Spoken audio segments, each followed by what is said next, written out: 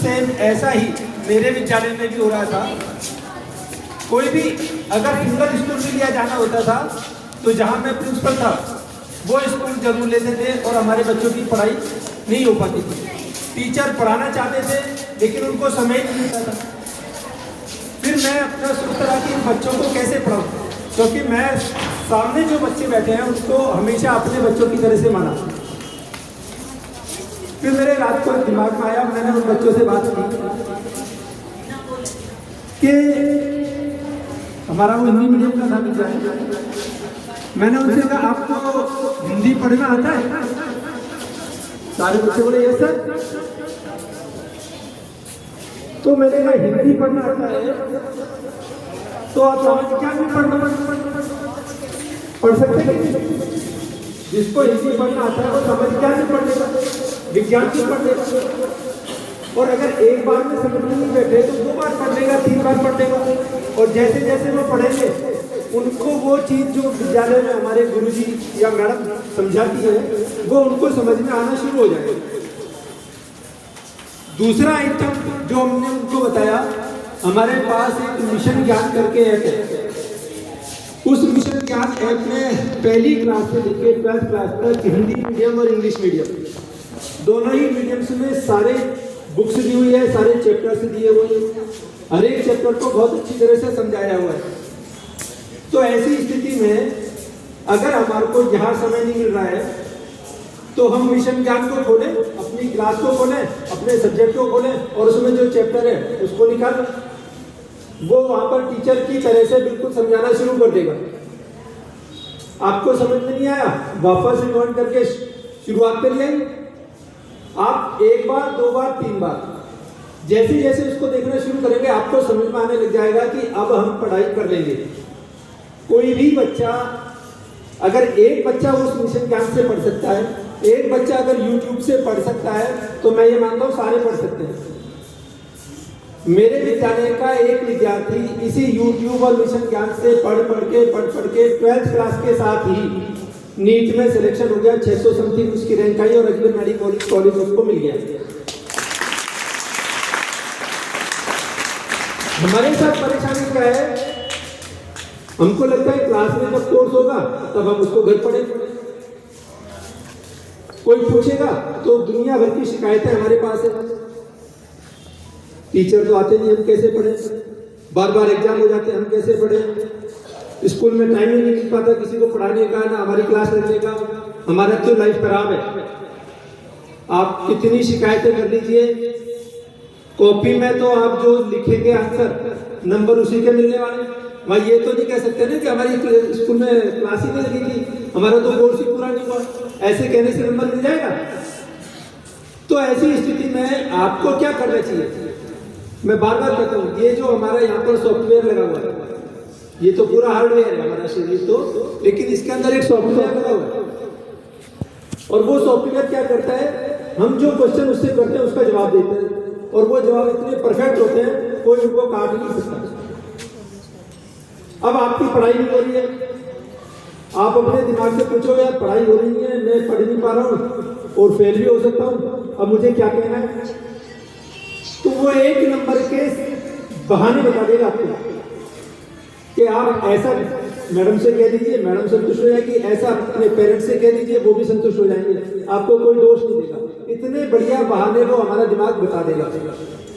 लेकिन अगर इसके बजाय आपने पूछा कि ये सारी स्थितियां तो चली रही है, क्लास भी नहीं लग रही है, टीचर भी नहीं पढ़ा पा रहे हैं, ऐसी स्थिति में मैं कैसे पढ़ूं? तो आपका दिमाग इतने बढ़िया बढ़िया तरीके बता देगा कि आपकी पढ़ाई जो रेगुलर क्लास करती है अपने बच्चों से भी ज्यादा अच्छी तरह से तुम्हारी पढ़ाई हो जाएगी। हमारे को दिमाग से केवल क्वेश्चन सही करना है। अगर हमें पूछना है कि मैं इसे कैसे कर सकता हूं तो दिमाग करने के तरीके बता देगा, शानदार बता देगा। और अगर आपने अपने दिमाग से पूछा ये तो होगा नहीं, कोई पूछेगा तो मैं क्या बताऊं, तो 1 नंबर के बहाने बता देगा। अब आपको क्या पूछना है, तरीका पूछना है या बहाने? आप सुबह उठने के साथ कीजिए कि अब आज क्लास में छुट्टी हो जाएगी या ये हो जाएगा, कोई कारण हो जाएगा, घर में मेहमान आ जाएंगे, घर में भी परिस्थिति हो जाती है स्कूल के साथ। तो तो हमको केवल ये पूछना है कि इन सारी परिस्थितियों के साथ मैं 1 नंबर की पढ़ाई कैसे कर सकता हूँ।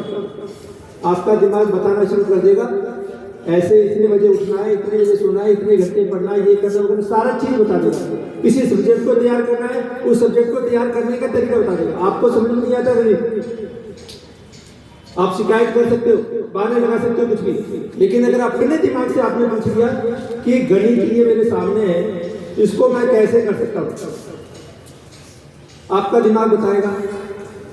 चैप्टर निकाल, उसके सोल्ड एग्जाम्पल दे, सोल्ड एग्जाम्पल जैसे किए वैसे वैसे मैं भी करके देखता हूँ। और जब आप करके देखना शुरू कर देते हैं, आपको पता ही नहीं लगता गणित के सवाल हल हो जाते हैं, विज्ञान समझ में आने लग जाती है। तो पहली चीज तो जो विनीता मैडम की बात से मेरी शुरू हुई थी वो यही कि हम सारे टीचर्स ही पढ़ाना चाहते हैं, ऐसा नहीं है टीचर्स नहीं पढ़ाना चाहते, लेकिन उनकी मजबूरी हो रही है कि करें क्या वो। तो आपको एक काम करना है, सारे बच्चों को पहले तो ये तय कर लेना है कि टीचर पढ़ाए या नहीं पढ़ा पाए। हमें अपनी पढ़ाई पूरी करनी है, हमें अपना कोर्स पूरा करना है। और करने के लिए आप पढ़ना शुरू कीजिए। आप 1 पार्ट पढ़ेंगे, 2 पार्ट पढ़ेंगे, 3 पार्ट पढ़ेंगे, हो सकता है उनमें कोई चीज आपको समझ में नहीं आए, उनको अंडरलाइन कर लीजिए कि ये समझ में नहीं आई, जिस दिन मौका मिलेगा टीचर से ये पूछ लेंगे। आप टीचर को ये कहोगे कि मेरे को शुरुआत से साथ ये पाठ आपने शुरू नहीं कराया, इसको पूरा करो, तो टीचर पूरा कराएगा, तो 1 दिन में, 2 दिन में, 3 दिन में वो पाठ पूरा होगा। लेकिन अगर आपने 4 पाठों की प्रॉब्लम अगर पूछी एक बार में, तो हो सकता है आपके 4 पाठ एक साथ हो जाए। कर सकते हो ना, ये कोई कठिन काम तो नहीं बता रहा मैं। जिसको इंग्लिश पढ़ना आता है वो इंग्लिश की कोई भी किताब पढ़ सकता है, जिसको हिंदी पढ़ना आता है वो हिंदी की कोई भी किताब पढ़ सकता है। और जितने ज्यादा हम पढ़ेंगे, जितने भी आप देखोगे ना मिलेनियर्स जितने भी लोग हैं, उन सब ने अब तक पढ़ना नहीं छोड़ा, जबकि उनको पढ़ने की जरूरत नहीं है। तो पढ़ाई हमारी कभी खराब नहीं जाती है, मेहनत हमारी कभी खराब नहीं जाती है। कई बच्चे कहते हैं अरे हमारी तो किस्मत खराब है जो इस विद्यालय में करा दिया, जहाँ क्लास ही नहीं। कोई कहते हैं हम तो गरीब घर में पैदा हुए, हमारी तो किस्मत खराब है। अब संसार में 2 ही चीजें होती है, किस्मत और मेहनत। अब बच्चों से बात करो किस्मत खराब है और पता लगाओ तो देखो रिजल्ट निकल के क्या आता है, वो भरोसे की किस्मत नहीं बैठी, जो चीज खराब है उसी के भरोसे बैठे हुए। मेरे को भी किसी ने कहा भाई साहब आप किस्मत पे भरोसा करते हो, तो मैंने कहा जी बिल्कुल पूरा भरोसा करता हूं। तो जो मेरे ज्यादा क्लोज थे वो कहने लगे यार कैसा आदमी को तो बहुत कर्मवीर मानते थे, तुम भी मतलब किस्मत को मानते हो। मैंने कहा जी मैं किस्मत को मानता हूं, लेकिन उसके भरोसे रहता नहीं। किस्मत और मेहनत, किस्मत एक बार धोखा दे सकती है, मेहनत कभी आपको धोखा नहीं देगी। और इसका सिंपल सा उदाहरण है, मान लीजिए मैं कई बार देख चुका हूं, इसको तुम्हारे भी दे देता हूं कि 2 बच्चे जिनको कोई सफलता चाहिए और वो सफलता हमारे इस दीवार के पीछे है। सफलता किधर है? इस दीवार के पीछे। और 2 बच्चों को कहा जाएगा इधर से जाइए और सफलता प्राप्त कीजिए। अब सफलता के लिए एक बच्चा तो इधर से घूम जाए और घूम के झट से पीछे आ जाए। मैं इसको इतना सा कैंपस नहीं मालूम, मैं मान के चला हूं ये पूरा 50 किलोमीटर का एरिया है जिसमें पूरा राउंड लगता है। तो एक बच्चा सामने से निकला, उसको तो आधा किलोमीटर में सफलता मिलता, लेकिन एक बच्चा गलती से उल्टा घूम गया। अपन जिसकी मान लो किस्मत खराब है, जिसकी किस्मत अच्छी थी वो तो इधर से उनके आधे किलोमीटर में सफलता मिली, लेकिन जिसकी किस्मत अपन मान लेते खराब है वो उल्टा घूम गया। अब उल्टा घूम गया तो सफलता प्राप्त करने के लिए उसे कितना चलना पड़ेगा? 49.5 किलोमीटर। ये तो आधे किलोमीटर पाएगा, दूसरे राउंड में कितना? 49.5 किलोमीटर। अब मुझे बताओ 49.5 किलोमीटर चल के जो आदमी मेहनत करके धक्के खा के जैसे तैसे भी अगर वो यहाँ पहुंच जाएगा तो सफलता उसको मिलेगी क्या नहीं मिलेगी? तो मेहनत करने पे तो सफलता मिलेगी।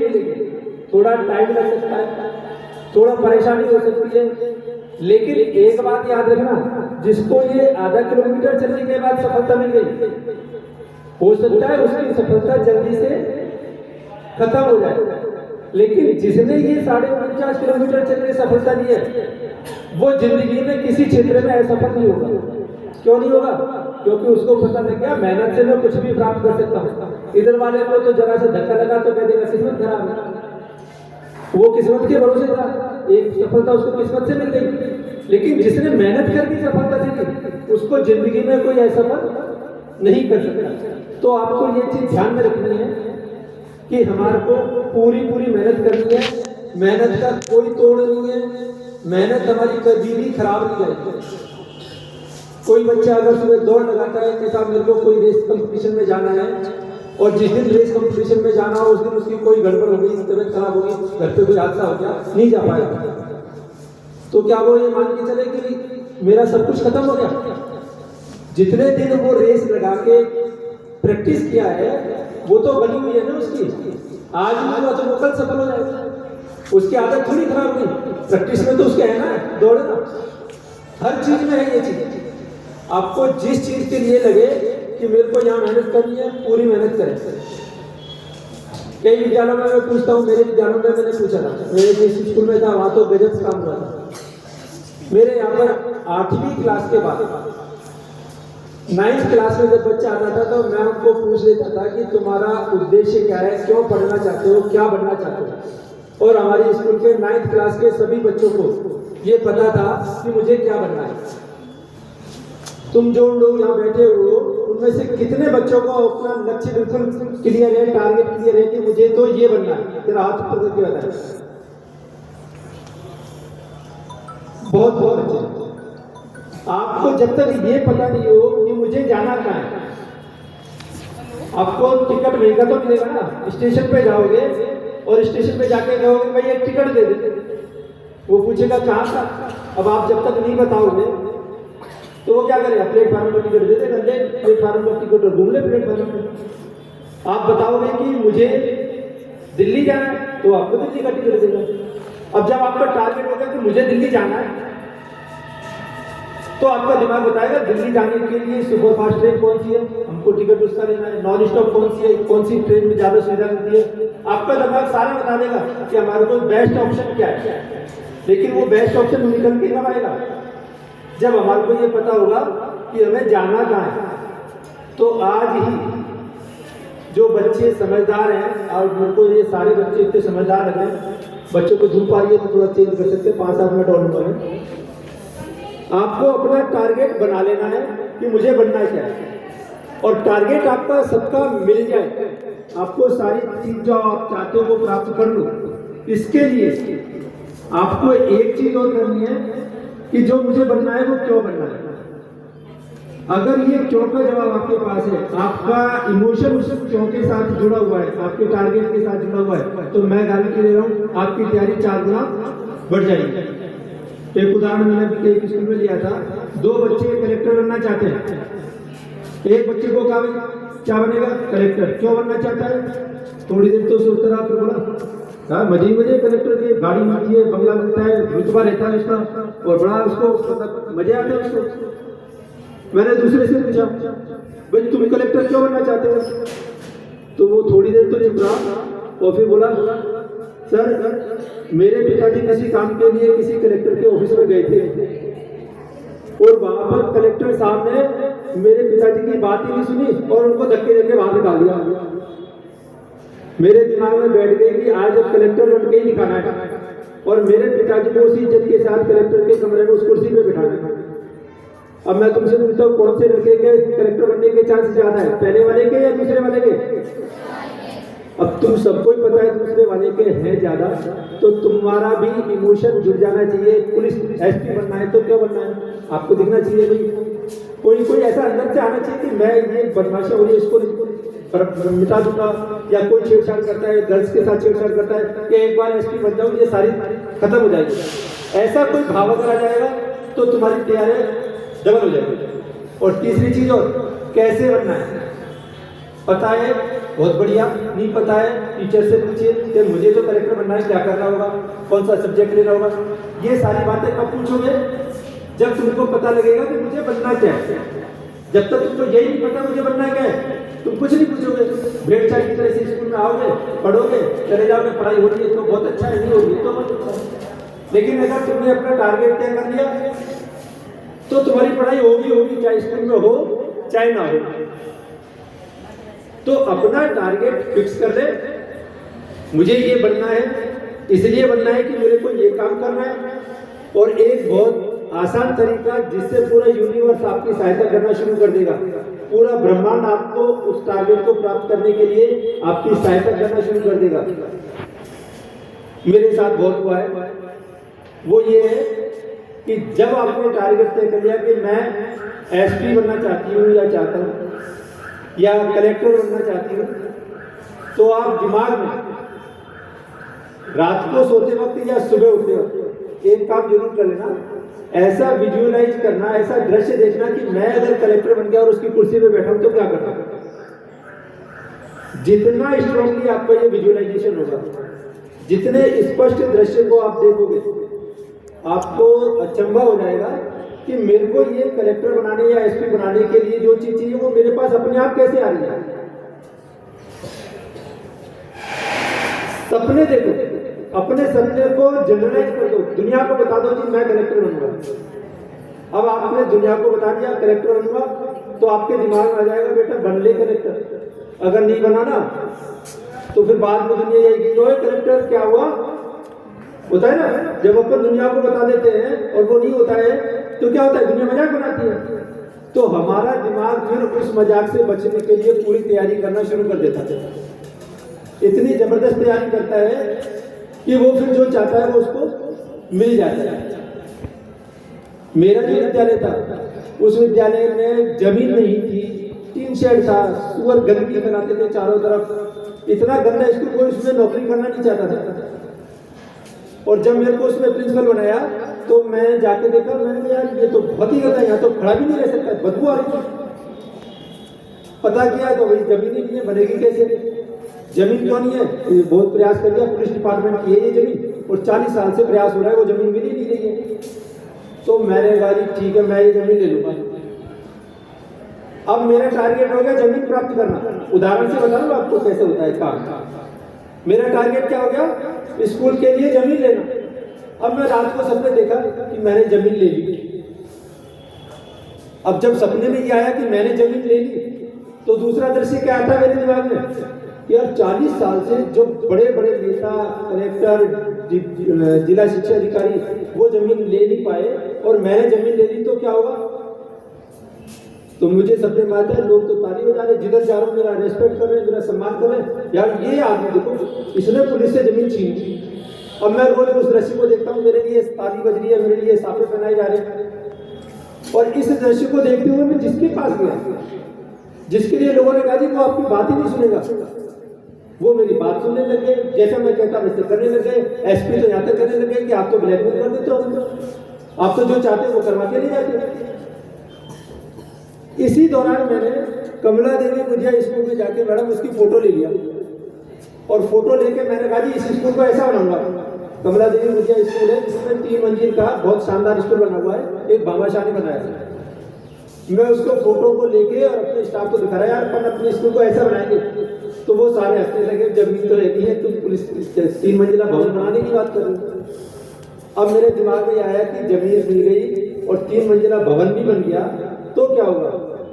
तो मैं सपने में देख रहा 15 अगस्त और 26 जनवरी को स्टेडियम पे मेरा सम्मान हो रहा है, जिधर जा रहा हूँ उधर लोग झुक के सलाम कर रहे हैं।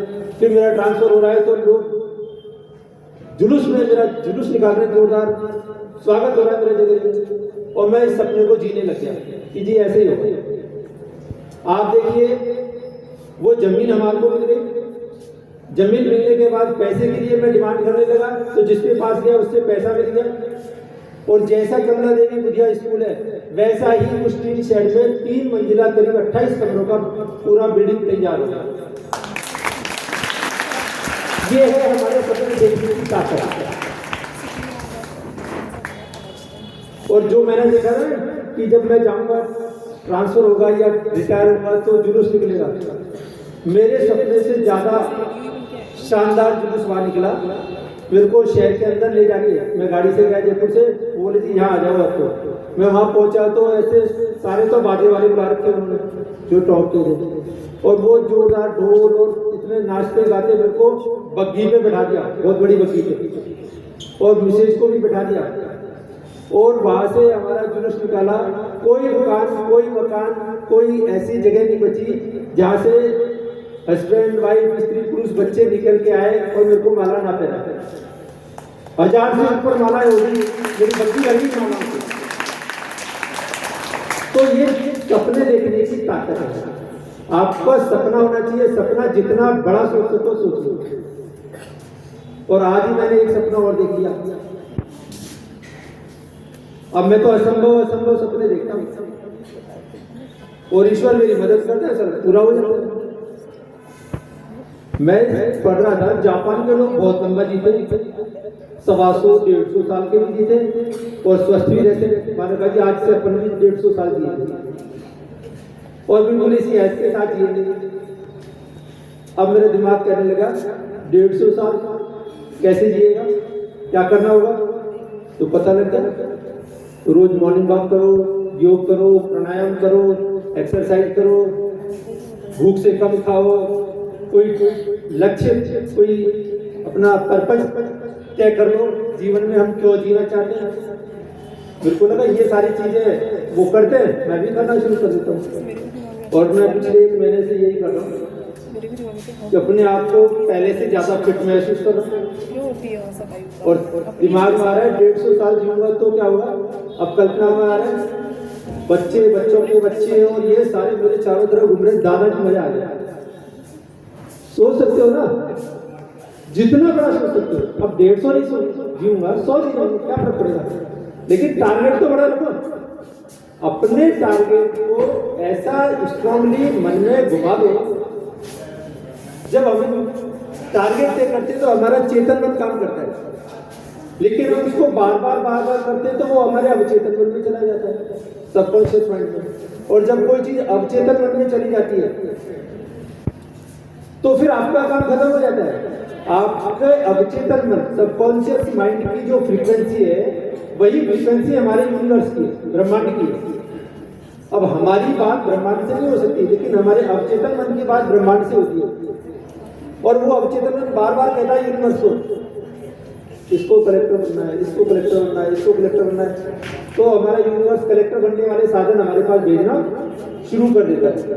तो आप ये काम करें। और लास्ट बात जो मैं हर जगह कहता हूँ, बच्चे सारे हैं यहाँ पर, जिसका मैंने प्रत्यक्ष अनुभव किया है हमारे स्टूडेंट्स में, हमारे बच्चों में, वो है कि सबसे पहले सुबह उठकर हम जो करते हैं, हमारा पहला काम ये होना चाहिए, अपने मदर, फादर, दादा, दादी, चाचा, चाची, उनको रिगार्ड करें, उनके पैर छूए, उनका आशीर्वाद करें। गल से पैर छुआते प्रणाम करो, आशीर्वाद करो। जब मैं किसी के पैर छूऊंगा तो क्या बोलेगा कोई? किसी के पैर छूएंगे तो क्या बोलते हैं वो? क्या बोलते हैं? तो मैंने लाइफ में क्या खुश रहो इकट्ठे करना शुरू कर दिया। मैं बचपन से खुश रहो इकट्ठा कर रहा हूँ, नहीं तो मेरी हालत तो तुमसे बहुत ज्यादा खराब थी। एक ट्रेन में थैले में बीड़ी, माचिस, टॉफियाँ, चॉकलेट ये रखे, मैं तो बेचता था। टॉफी ले लो, चॉकलेट ले लो, बीड़ी ले लो, माचिस ले लो। 8वीं क्लास तक था, तब स्थिति ये थी। ऐसी तो किसी की नहीं है ना। लेकिन हमारे पिताजी मुनीम का काम करते थे, अपना घर छोड़ के अलवर आ गए थे, अलवर में मुनीम का काम करते थे। बहुत थोड़ी तनख्वाह मिलती थी, परिवार उसमें बड़ा हुआ करता था। हमारे पिताजी बड़े थे, तो वो सारा काम करते थे। लेकिन उन्होंने कहा छोटा नहीं सोचना, और हम बड़ा सोचने लगे। और सोचते सोचते ये सारी परिस्थितियों के चलते हुए हम यहाँ तक पहुंचे। फिजिक्स लेक्चरर रेलवे स्कूल में केवल एक पोस्ट थी। मैंने कहा ये पोस्ट हमें लेनी है।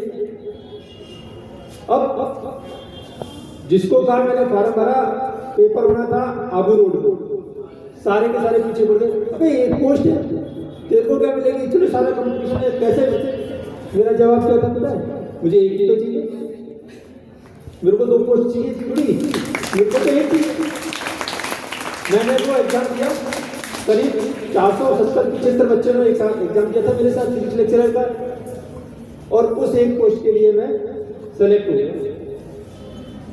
तो आपके दिमाग में आना चाहिए ना यार, 475 है, ये पढ़ेंगे, मैं भी पढ़ूंगा, मैं मेरी ताकत लगाऊंगा, पेपर सही करूंगा, मेरा सिलेक्शन क्यों नहीं होगा। हम क्या करते हैं, एक पोस्ट है 10,000 लोग दे रहे हैं, अपना कहाँ नंबर आएगा।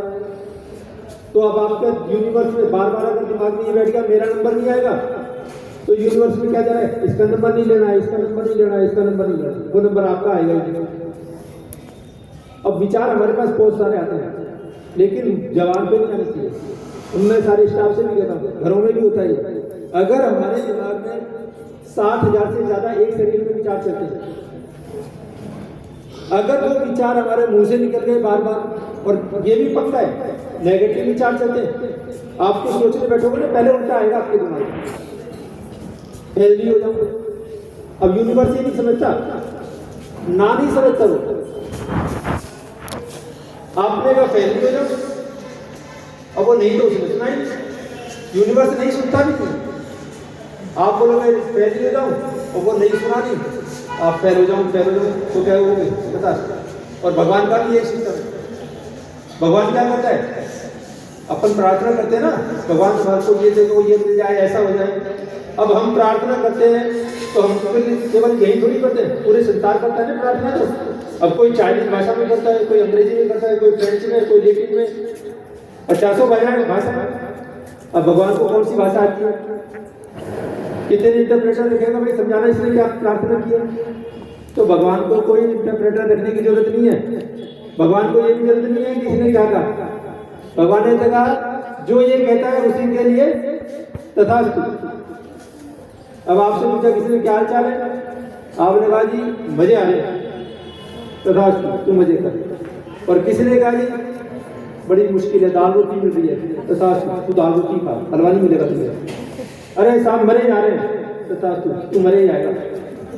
तो मुंह से जो बोलोगे ना उसी का तथास्तु होने वाला है। तो मुंह से कभी भी कोई भी गलत चीज निकलनी नहीं चाहिए। मेरे घर में झगड़ा होता है केवल एक ही बात पे होता है, विशेष कुछ बोल देती है, मैंने कहा ये बोलना ही नहीं था तुझे। और ज्यादातर लोगों का क्या होता है, जो मानते हैं ना किस्मत खराब है, उनके मुंह से तो उल्टी उल्टी चीज बार बार निकलती है। और बार बार कोई चीज अगर बोली जाए, अपन जब करते हैं ना, कोई पूजा करता है तो ओम नमः शिवाय करना है तो कितनी बार करता है, कम से कम 108 बार तो करेगा। अब वो 108 बार करने के बाद ओम नमः शिवाय अभिमंत्रित हो जाते हैं, अब उसका फल ईश्वर को देना ही पड़ता है। ऐसे ही हम जो बोलते हैं, अगर उसको ज्यादा बार बोलेंगे तो वही भी अभिमंत्रित हो जाएंगे। मेरी पढ़ाई नहीं हो रही, मेरी पढ़ाई नहीं हो रही, मेरी पढ़ाई नहीं हो रही, जो पूछता है उससे कह रहा हूं मेरी पढ़ाई नहीं हो रही। अब आपका वो मंत्र बन गया, अब वो सिद्ध हो गया, अब दुनिया की कोई ताकत आपको पढ़ा नहीं सकती। अगर आपसे कोई पूछे ना पढ़ाई चल रही है, बहुत बढ़िया चल रही है, आप जैसे बोलोगे बहुत बढ़िया चल रही है, आपका दिमाग घर पे बढ़िया पढ़ाई कराने के लिए याद कर देगा आपको। उल्टी बात दिमाग से तो हमारे को सही चीज। तो जो मैं लास्ट बात कह रहा था आपसे कि जब बच्चों पैर छुएंगे, बड़ों का रिगार्ड करेंगे तो वो कहेंगे खुश रहो, तो हमको खुश रहो इकट्ठे करने का। जितने खुश रहो इकट्ठे कर लोगे ना लाइफ में, उससे ज्यादा खुशी नहीं मिलने वाली। मैं तो आज भी मेरा बड़ाई भाई जिज्ञासा है और दिन में 2 बार दिखता है, मैं 2 बार ही पैर छू देता हूँ उससे। मेरे को पता है एक बार में 1 खुश रहो, दूसरी बार में 2 खुश रहो, तो 2 खुश रहो मिलेंगे। मम्मी को मैं घर से निकलता हूँ, सुबह उठते ही तो छूता ही, जैसे ही घर से निकलता हूँ फिर पैर छू निकल लेता हूँ घर से। स्कूल में था तो टीचर के पैर छूता था। जो भी बड़ा मिल जाए जाता है क्या कुछ पैर छूने, जितने छूओगे उतने खुश रहो इकट्ठे करोगे। अब इसकी ताकत देखो, मेरा बेटा है, मेरे स्टूडेंट तो बहुत अच्छी अच्छी जगह पर है पूरे वर्ल्ड में। और वो स्टूडेंट ऐसे है मैडम, मेरे बच्चों के साथ कभी वो मिल गए थे, कोई अहमदाबाद मिल गया, कोई पुणे में मिल गया, तो वो ऐसे होने लग गए कि यही है क्या आपके बच्चे, हम भी तो आपके बच्चे हैं, आप हमारे पास आकर हम भी आपको घुमाएंगे। तो वो बच्चे भी इन चीजों से अपना जो सफलता चाहिए वो उनको मिल गई। और एक ही चीज बना हुआ, तुम तो पैर छूना शुरू कर दो, ये तो सबसे आसान काम है ना। एक काम ये शुरू कर दोगे तुम्हारी लाइफ बदल जाएगी। मेरा बेटा देखता था, मैं पापा के, मम्मी के, बड़े भाई के, उसके ताऊ जी वगैरह के सबके पैर छूता था, उसकी आदत बन गई। मैं, मेरे पिताजी थे जब गाँव में थे, मेरे पास जितने दिन भी रहते थे मैं उनकी मालिश करता था शरीर पर। मेरे बच्चों ने वो भी देखा। उनकी सेवा करने से जो आशीर्वाद मिलता है, उस आशीर्वाद को दुनिया की कोई भी आसुरी शक्ति या दैवीय शक्ति उनके आशीर्वाद का काट नहीं कर सकती।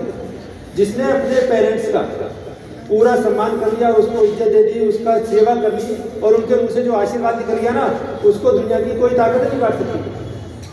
आज मेरा बेटा 1 करोड़ से भी ऊपर की सैलरी पर है, बहुत बड़ी मल्टीनेशनल कंपनी में वाइस प्रेसिडेंट है जर्मनी में। हम लगभग 40 दिन एक दूसरे के साथ रहते हैं।